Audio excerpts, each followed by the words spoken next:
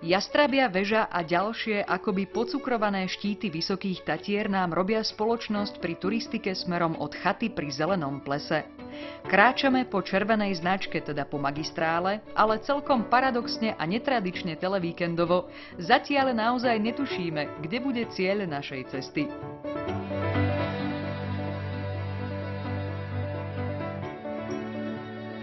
Dnes výnimočne priznávame dátum nakrúcania tejto reportáže, pretože Vysoké Tatry nás prijali krásnymi už zimnými podmienkami aj napriek tomu, že je 24. septembra.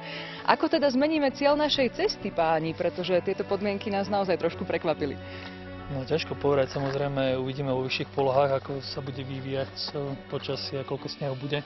Náš pôvodný cieľ bol Jahňací štít, no ale uvidíme, že či sa nám podarí dosiahnuť ten vrchol, alebo skončíme niekde nižšie. Veľmi dôležité je to, aby ten návštevník hôr rešpektoval rozhodnutie horského vodca alebo horského sprievodcu, pretože ten tie miesta pomery pozná a hlavne ide o bezpečnosť toho turistu. V tomto bode nachádzame už aj vlastne druhé pleso cestou. Po Zelenom plese už sme pri ďalšom. Áno, po Zelenom plese sú to ďalšie dve plesá. Je to Veľké Biele pleso a Trojrohé pleso. Sú to ale z východnej strany prvé dve plesá, nachádzajú sa v doline Bielej vody Kežmarskej. A nakoľko sa už nachádzame vo Vysokých Tatrách, za nami v pozadí sú Belianské Tatry, ktoré sú osobitným pohorím. Belianské Tatry sú uzatvorené pre turistickú verejnosť a prvým sedlom, cez ktoré sa dá prejsť cez Belianské Tatry, je široké sedlo, to nevidíme, ale potom veľmi významné sedlo je za nami, Kopské sedlo. V Trojrohom plese, ktoré má ozaj trojuholníkovitý tvar, sa nachádza pôvodný druh mlok vrchovský karpatský a samozrejme sa tu nachádza s ním aj skokan hnedý. To je žabka, ktorá bežne žije dole v lese, ale vo Vysokých Tatrách vystupuje ešte do vyšších polôch ako ten mlok vrchovský karpatský.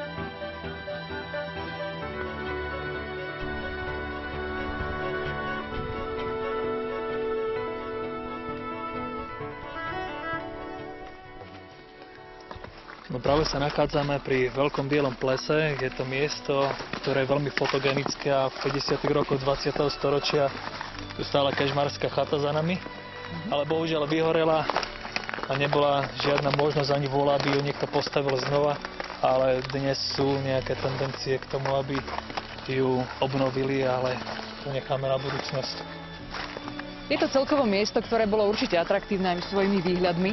No určite, to na tom priestore vidno, že jednoducho odtiaľ je krásny výhľad na východnú časť Vysokých Tatier a na Belianské Tatry, takže naozaj to stojí za to. K Veľkému Bielemu plesu sa dostanete z Kežmarskej Bielej vody a zo Šalviového prameňa po modrej značke, alebo od chaty Plesnivec po zelenej. Aj preto nás prekvapil takýto stav chodníka. Takto vyzerá turistický chodník. Museli sme sa trochu predrať kosodrevinou, ale už onedlho nás odmenili nádherné výhľady na tatranské štíty, dolinu Bielých plies a inverznú oblačnosť.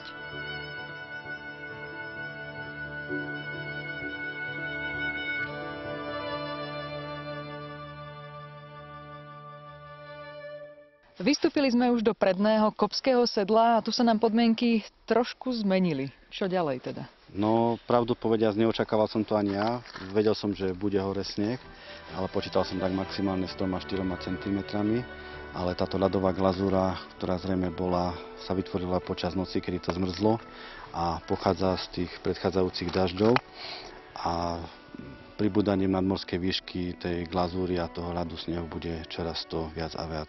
Predpokladali sme, že teda naša letná túra, dotýkam ozaj letná túra, zmenila charakter na zimnú a náš výstupový chodník na Jahňací štít je, by som povedal, neschodný našich vystrojení na letné podmienky.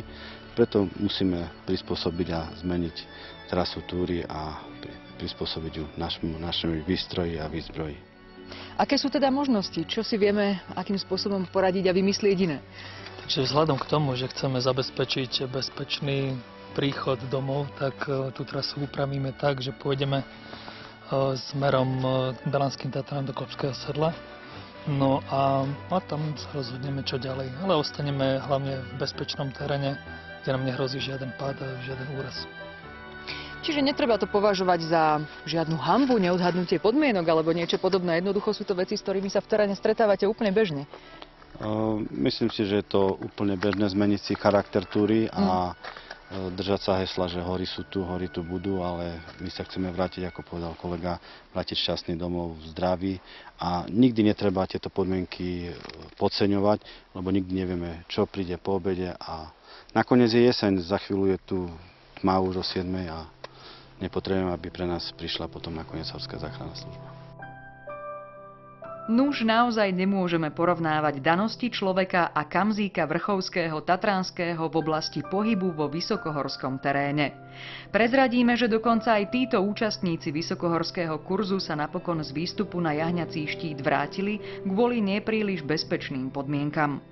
Ale pohodová chôdza úsekmi, ktoré neboli exponované, priniesla tiež svoje výhody. O mnoho intenzívnejšie sme si mohli vychutnávať prvé vzácne pohľady na zimné detaily okolitej prírody. A zasneženej a ľadovej poetiky bol skutočne dostatok.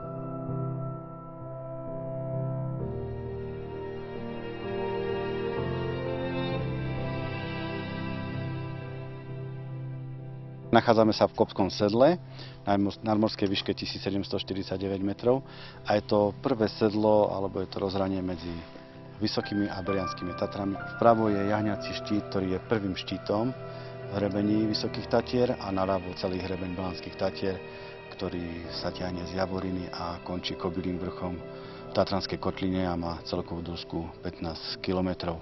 My budeme ďalej pokračovať do Vyšného Kopského sedla, a z Vyšného Kopského sedla cez Široké sedlo sa dostaneme až do Monkovej doliny a našu túru ukončíme v goralskej obci Ždiar. Celou touto trasou vedie náučný chodník, ktorý je zeleno značkovaný, ale riadna trasa je značkovaná červená. Belanské Tatry sú rajom pre kamzika. Kamzik vrchovský tatranský je jedinečným druhom fauny, nielen v Belianských, ale aj vo Vysokých Tatrách, ale jeho stavy sú v Belianských Tatrách udržujúce a postupne sa zvyšujú. Červená značka je pokračovanie magistrály, ktorá začína v západných Tatrách a vedie úbočím celých Vysokých Tatier a prechádza cez toto Kopské sedlo.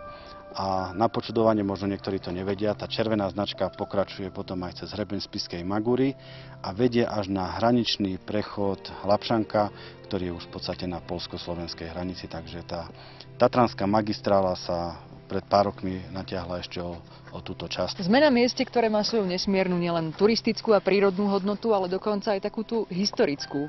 Čo ju dalo tomuto miestu, tú peknú historickú minulosť? Kopské sedlo je vlastne najvyšší bod medzi dvoma dolinami. V minulosti, v stredoveku, tu prebiehala banická činnosť, ťažil sa tu ruda, ktorá bola dosť bohatá na meď, no ale v neskoršom období zastavili túto banickú činnosť, lebo nebola veľmi vydatná.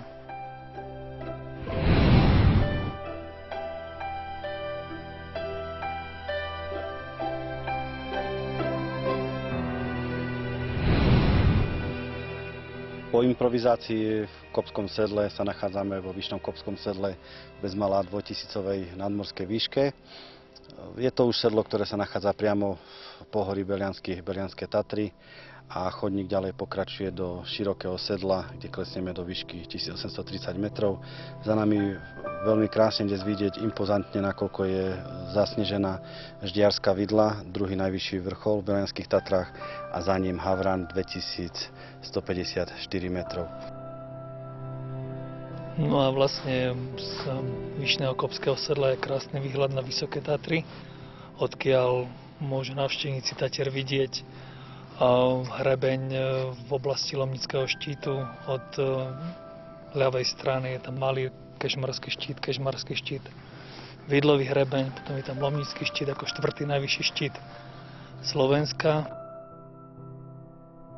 Potom Pyšný štít, malý Pyšný štít, ktorý hrebeň prechádza do hlavného hrebenia, kde sú baranie rohy. A najbližší štít, ktorý odtiaľ možno vidieť, je jahňací štít, ktorý bol našim cieľom, ale aspoň máme pekne na dohľad odtiaľ.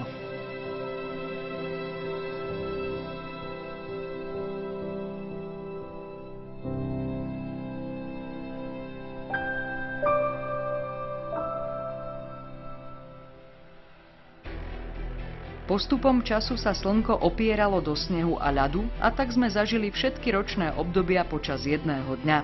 Doslova Vivaldiho husľové koncerty 4-ročné obdobia. Kalendárne jeseň so zimnou scenériou, jarným topením snehu a luxusnou azúrovou oblohou.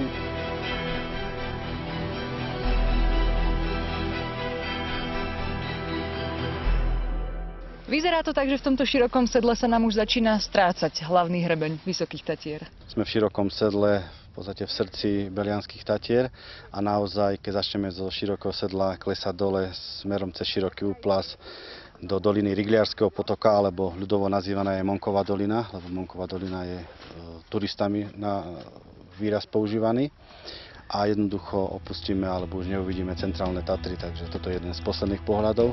Ale pre turistov zase, ktorí prichádzajú z dola, zo Ždiaru, tak je to uchvatný pohľad, keď vyjdú do tohto širokého sedla a naskytne sa im takéto počasie ako nám. Vpravo ešte si znovu pripomenieme Ždiarsku vidlu. Tento chodník, niekedy žltoturisticky značkovaný, je uzavretý z dôvodov ochrany prírody. Boli pokusy o jeho otvorenie, musím zdôrazniť, ale jednoducho neprešlo to a podľa mňa pre turistiku a pre turizmus tejto východnej časti Belianských Tatier je to veľká škoda. Hrebeňovka po Belianských Tatrách bola obľúbenou trasou. Dnes si ju pamätajú už iba turisti, ktorí boli aktívni do uzatvorenia hrebeňa v roku 1978. A o 2 roky neskôr tento osud postretol aj chodník na Ždiarsku vidlu. K krásnym Beliankam sa teda môžeme priblížiť už iba Monkovou dolinou. Na záver sme vám dlžní ešte jedno vysvetlenie, kto nás to dnes takto pekne povodil po Tatrách a ukázal nám všetky tie krásy, ktoré sme tam videli, pretože horskí vodcovia do takéhoto terénu naozaj nechodia. Tento terén je skôr vhodný pre horských sprievodcov, nakoľko sa jedná o ľahší terén. Sú to túry vhodné na sprevádzanie pre horských sprievodcov. Naši horskí sprievodcovia sú začlenení v Slovenskej asociácii horských sprievodcov, ktorá má sídlo v Starom Smokovci, a zároveň sme aj členmi medzinárodnej organizácie UIMLA a sme čakateľmi na plné členstvo v tejto organizácii. Čo nás ale oveľa viacej trápi, je nás síce málo, ale horský sprievodca na Slovensku nie je momentálne zlegalizovaný alebo není v legislatíve remesiel alebo živnosti a potrebovali by sme, aby sa táto živnosť zlegalizovala, aby sme boli do legislatívy našich slovenských zákonov začlenení, aby sme aj my a prípadne budúci horskí sprievodcovia mohli túto činnosť vykonávať legálne a úplne bez problémov. Ale aký je rozdiel medzi horským vodcom a sprievodcom?